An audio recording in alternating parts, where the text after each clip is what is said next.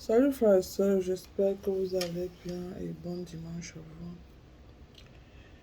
Oh, ça fait longtemps que je ne suis pas venue pour parler un peu. Ce que je vais parler, c'est que ne laissez jamais les situations vous frustrer, vous un peu. Je vais parler de certains cas en fait. Nous sommes dans un pays où nous venons avec nos cultures, nous venons avec notre manière de faire des choses qui sont vraiment différentes des manières que certaines personnes vivent là où nous sommes actuellement en fait. Par exemple, l'éducation de certains enfants, des adolescents ici. Les adolescents ici ont un comportement vraiment que nous qui avons grandi en Afrique en fait, on se pose vraiment la question de savoir entre l'adolescent et un aîné qui doit respecter l'autre. Ouais, un peu. Mais comme le pays a ses lois, ouais, un peu.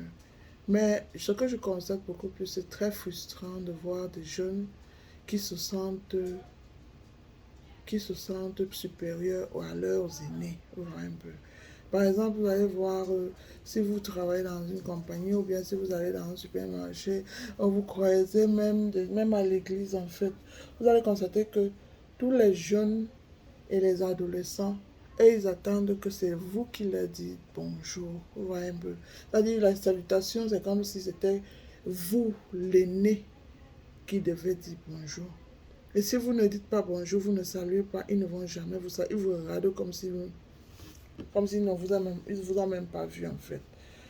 Voilà d'abord une éducation que je n'ai vraiment pas compris dans les pays où nous vivons actuellement. Et quand tu as tes enfants, tu n'aimerais pas vraiment les voir copier les mêmes choses parce que c'est terrible. L'éducation de la jeunesse dans d'autres pays, spécialement les enfants, c'est incroyable. Tu vois un petit enfant qui arrive, il te trouve, mais il veut que c'est toi qui lui dises bonjour et que si tu ne lui dis pas bonjour, il ne va jamais te saluer, il ne va jamais faire comme s'il t'a vu. Moi, je ne comprends pas, c'est très frustrant en fait. Et je ne comprends pas, ce sont des questions que je me suis toujours posées. Et la deuxième chose, c'est que quand nous venons dans nos pays, par exemple, quelqu'un commence à parler avec toi aujourd'hui, demain il fait comme s'il ne t'a pas vu, après-demain il parle encore avec toi, il fait comme s'il ne t'a pas vu. C'est comme si c'est eux qui guident la relation que vous avez en fait, que ce soit en amitié, que ce soit en amour. Vous allez constater que même si vous avez un mari, c'est parce qu'il est, il est dans ses...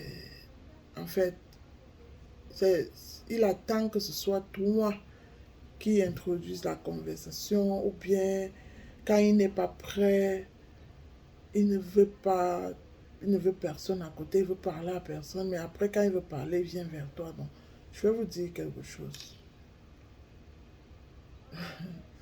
Ça sont les comportements que moi quand je vois, je comprends que ne laissez jamais quelqu'un guider votre relation. Que ce soit en amour, que ce soit les affaires de famille, que ce soit même entre parents et enfants.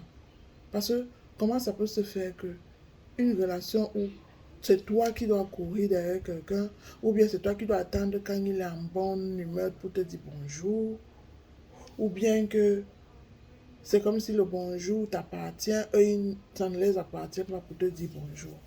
Je ne comprends pas, c'est juste une question que je me pose que, mais qu'est-ce qui ne va même pas avec certaines personnes? C'est pour ça que moi, à la longue, j'ai constaté que je ne suis plus là pour prier qui que ce soit en fait.